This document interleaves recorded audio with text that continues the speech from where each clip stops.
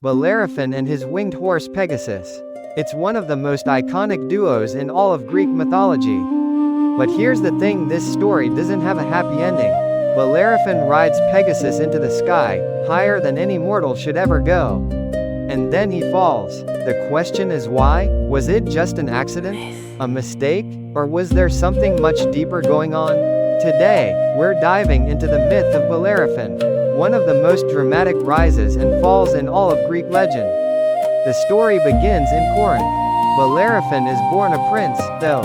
Some versions of the myth say his true father was Poseidon, god of the sea.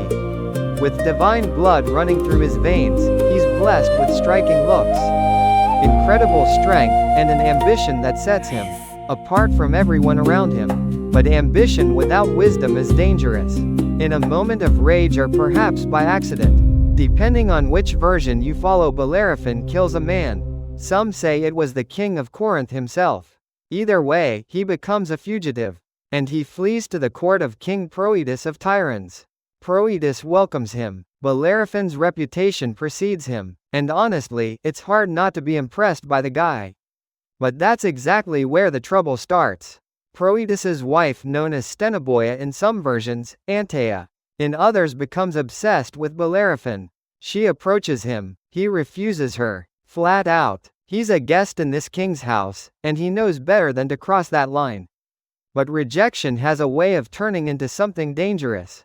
The queen goes to her husband and tells him a lie that Bellerophon tried to force himself on her.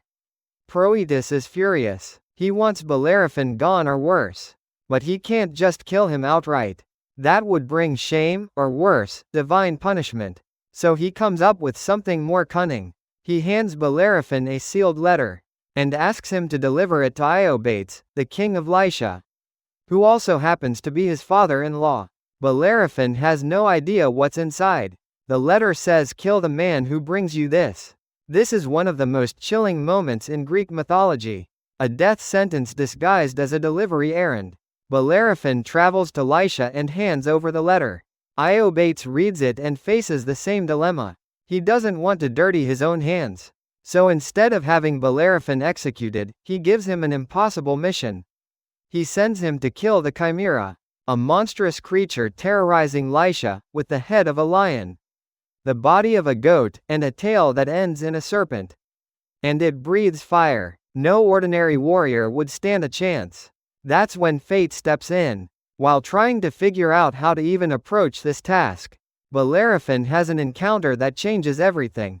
He comes across a horse unlike any other, born from the blood of Medusa and the power of Poseidon. Pegasus, the legendary winged horse, appears before him. But Pegasus isn't tame. Nobody can get close to him. A seer named Polyidus points Bellerophon in the right direction. He tells him pray to Athena. So Bellerophon does. He prays with everything he has, and that night, in a dream, Athena appears. She gives him a golden bridle and tells him that with it, he can tame Pegasus.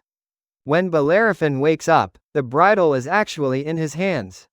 He finds Pegasus, and with the goddess's gift, he does what no one else could. He tames the great winged horse and climbs onto his back. That moment is something else. A mortal, with divine help, mastering a creature of pure legend. Together, they take to the sky and hunt the Chimera from above. No matter how powerful the beast is, it can't fight what it can't reach. Bellerophon strikes from the air, and the Chimera falls. Word spreads fast. Bellerophon becomes a legend overnight. Iobates is stunned. He sends Bellerophon on a second mission, then a third, each one designed to be his last. Bellerophon survives every single one. Eventually, Iobates realizes this man has the favor of the gods. He reveals what was in the letter, makes peace, gives Bellerophon his daughter's hand in marriage, and offers him half the kingdom. Just like that, the fugitive becomes royalty. The man who ran from Corinth now rules in Lycia, with a family, a legacy, and the greatest horse in all of mythology by his side. It seems like the perfect ending. But that's not where the story ends. Something shifts inside Bellerophon. Maybe it happens gradually. Maybe it comes all at once. But after everything he's done, taming Pegasus, slaying the Chimera, Surviving every impossible task, he starts to believe he's no longer just a man. He starts to think of himself as something more, something equal to the gods. And so he makes his fatal move. He climbs onto Pegasus and aims for Olympus, the sacred home of the gods, a place no mortal is meant to enter. Zeus watches this and is not amused, but he doesn't destroy Bellerophon outright. Instead, he sends a small creature, a gadfly, to sting Pegasus mid-flight. The horse rears up in pain and shock. Bellerophon loses his grip, and he falls. He doesn't die. That's the cruelest part. The gods let him live, but only so he can feel the full weight of what he lost. He lands broken, hobbling, alone. The man who once flew above the clouds now wanders the earth in silence.